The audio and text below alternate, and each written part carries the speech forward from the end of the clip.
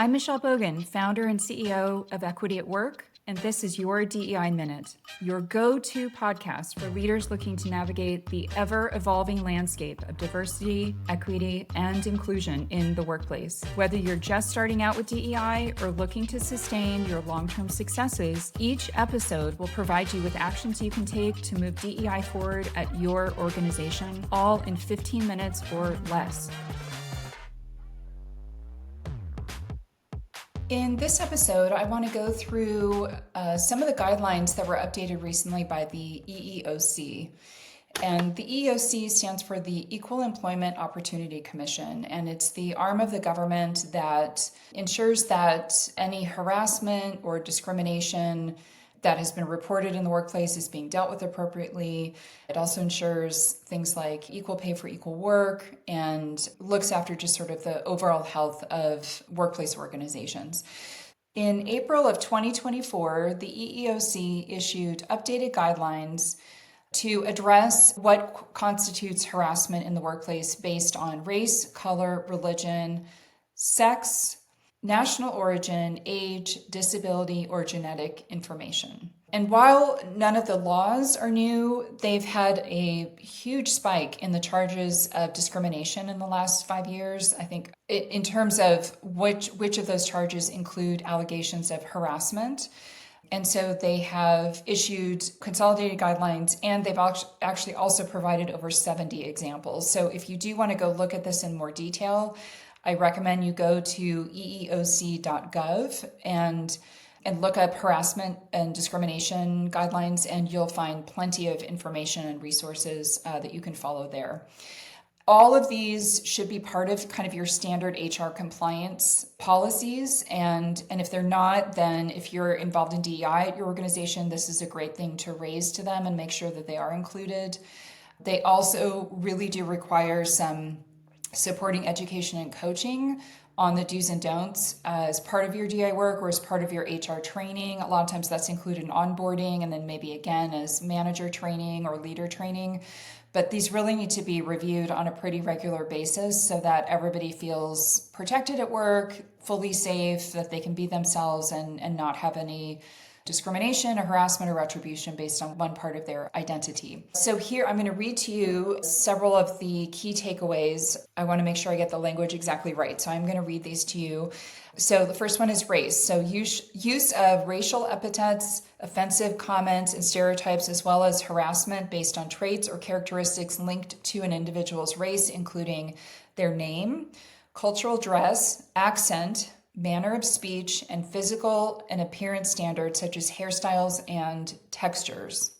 So any discrimination or harassment based on any of those things are part of racial discrimination. Color includes harassment based on an individual's pigmentation, complexion, skin shade, or tone. And you'll notice that is separate from race. National origin is use of ethnic epithets, derogatory comments about a person's nationality, stereotypes, traits, physical and linguistic characteristics, including diet, attire, and accent. The next one is religion. So this is use of religious epithets, offensive comments about an individual's religion or lack of religious belief, religious practices or dress or religious accommodation, and explicitly or implicitly coercing employees to engage in religious practices at work. That's religion.